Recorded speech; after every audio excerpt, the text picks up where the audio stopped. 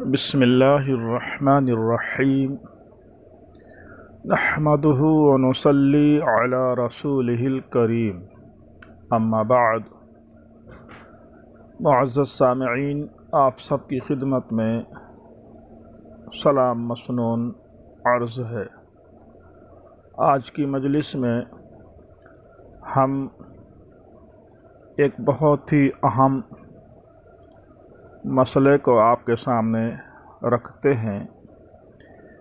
گزشتہ کی مجلس میں آپ نے سنا کہ ہمارے خصم ابو حسن نے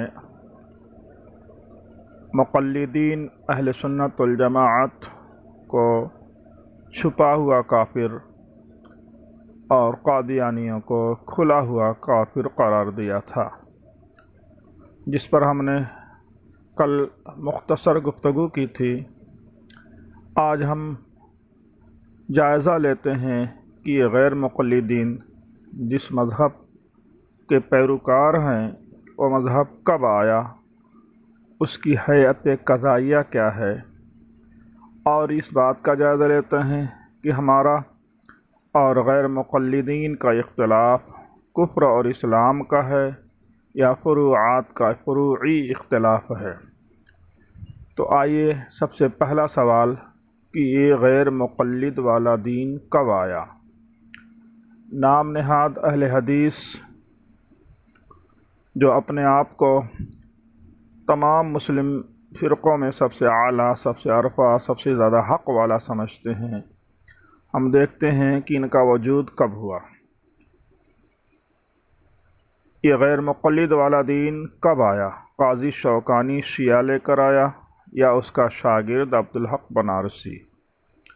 مفتری صاحب، آج تک اتنا بڑا اجتہاد کسی غیر مقلد نے نہیں کیا۔ ایسا لگتا ہے کہ آپ بھی غلام احمد قادیانی کے خلیفہ بننے والے ہیں۔ ہم مقلدین نے پاکستان سمیت مختلف مسلم ممالک کی حکومتوں کی پارلیمنٹ سے قادیانیوں کے کافر ہونے کا قانون پاس کرایا۔ آج بھی تمام سنی جماعتیں اس کو کافر کہتی ہیں۔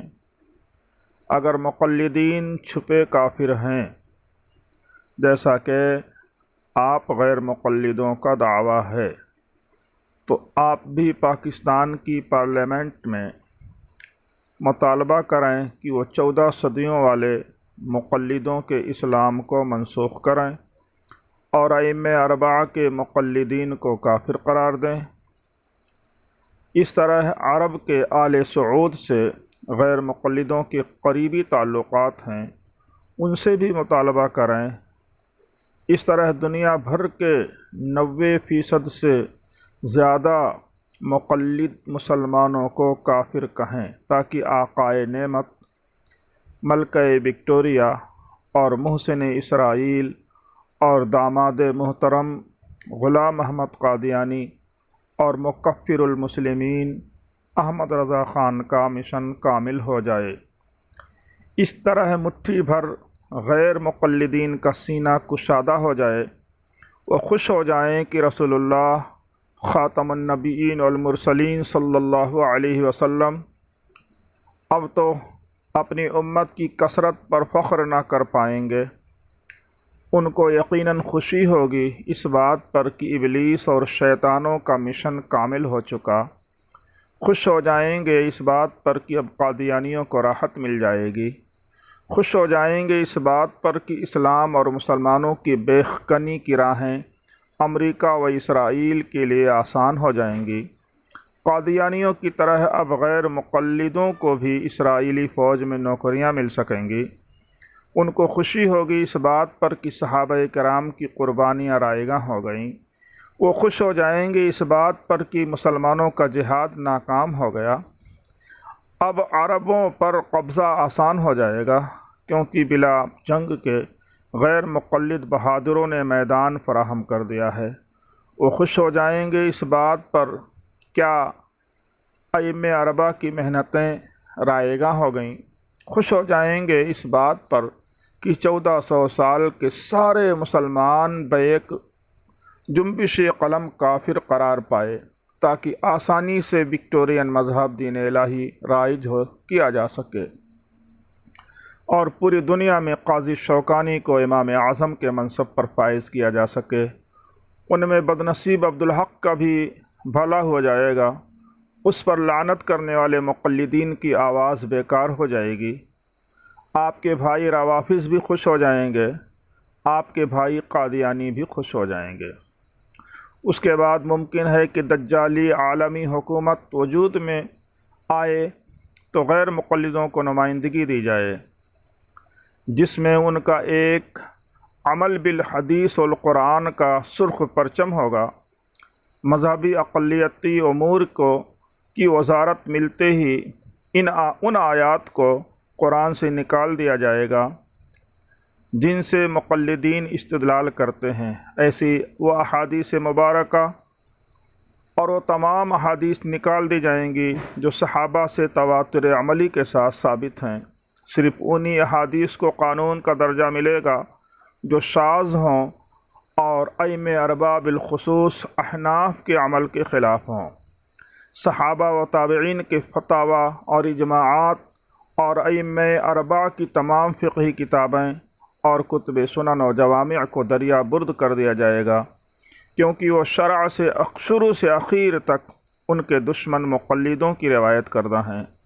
اب ممکن ہے کہ قاضی شوکانی کو دجالی حکومت کی جانب سے روحانی پیشوا یعنی امام اعظم کا درجہ منظور کر لیا جائے، اگرچہ مردہ مجتہد کی اطاعت شرک ہے، لیکن اسلام اور مقلدین کی بیخ کنی کے لیے ان خدمات کے اعتراف میں ان کو یہ مقام دیا جائے گا، اور ناظم اقلیتی امور پر عبدالحق بنارسی کو فائز کیا جائے تاکہ روافظ کی تائید حاصل ہو سکے، اور ان کے شاگرد شیخ الکل فی الکل میاں نذیر حسین کو ان کا مشیر نامزد کیا جائے تاکہ قادیانیوں کی بھی تائید مل سکے۔ اقتدار پر آنے کے بعد سب سے پہلے دجالی حکومت سے ائمہ اربعہ کو طاغوت اور صحابہ کرام کو فاسق کا حکم جاری کرایا جائے گا۔ یہ ہے غیر مقلدوں کے عقیدہ کی نمائندہ غمازی۔ اس موقع پر انشاءاللہ تمام سنی جماعتیں متحد ہو چکی ہوں گی، دیوبندی بریلوی اپنے گلے شکوے بھول چکے ہوں گے اور حضرت مہدی اور حضرت عیسیٰ کا انتظار کریں گے تاکہ وہ انہیں انصاف دلائیں۔ ہماری وفاداری ہے جو ہم خاموش ہیں، ورنہ یہ رہزن جنہیں ہم رہبر منزل سمجھتے ہیں۔ کیا مقلد اور غیر مقلد کا اختلاف کفر و اسلام کا ہے؟ شاباش ابو حسن، اپنے نفاق کو تم نے ظاہر کر دیا کہ 1400 سال کے تمام مقلدین کو چھپا ہوا کافر کہہ دیا۔ ہم سمجھتے تھے کہ ہمارا غیر مقلدین سے اختلاف تقلید اور عدم تقلید کا ہے، لیکن آج آپ نے ثابت کر دیا کہ جھگڑا کفر اور اسلام کا ہے۔ اب بحث اس پر ہونی چاہیے کہ ائمہ اربعہ کے مقلدین مسلم ہیں یا کافر۔ اگر آپ پہلے بتا دیتے تو مجھ سے بحث کر رہے ہیں وہ افضل غیر افضل کی بات نہیں بلکہ کفر اور اسلام کی بات ہے، تو میرا وقت ضائع نہ ہوتا۔ اچھا، ایک بات اور واضح کر دیجئے کہ دنیا میں چاروں ائمہ کے مقلدین سیدنا محمد نبی آخر الزماں صلی اللہ علیہ وسلم کا کلمہ پڑھتے ہیں، تو آپ کس کا کلمہ پڑھتے ہو؟ اگر آپ جو قرآن پڑھتے ہو، کیا اس کا نزول صرف 200 سال پہلے انگریزوں کے دور میں ہوا تھا؟ ابو حسن، کہیں تم قادیانی تو نہیں؟ یہ بتاؤ کون سے مسلم ہو، کیونکہ آج تک کسی غیر مقلد اہل حدیث نے کھل کر مقلدین کو کافر نہیں کہا۔ اگر تم واقعی مسلمان ہو تو اپنا اور اپنے مذہب کا سلسلہ استناد بیان کرو، ورنہ ہم تم کو جھوٹا، مکار، دجال اور خبیث لکھیں گے۔ میں اب تک غلط فہمی میں تھا کہ ہمارا آپ کا تعلق اسلام کی بنیاد پر ہے۔ اچھا ہوا آپ نے کھل کر کے ظاہر کر دیا۔ آپ کے اسلاف میں سے محمد حسین بٹالوی تو قادیانیوں کو مسلمان سمجھتے تھے۔ بہت سے غیر مقلد علماء مرزائیوں کے پیچھے نماز کو جائز کہتے ہیں۔ آج آپ نے اپنی خارجیت اور اپنا خود ساختہ توحید کا قرآن و حدیث کے ساتھ ائمہ اربعہ کے مقلدین کے ساتھ اپنے بغض کا اظہار کر دیا۔ اب ہمارا آپ کا تعلق برادرانہ نہیں رہا، لہٰذا میں آپ کا نام ابو حسن نہیں بلکہ مفتری، کذاب، دھوکہ باز لکھنے پر مجبور ہوں۔ آج کے لیے بس، انشاءاللہ یہ سلسلہ جاری رہے گا۔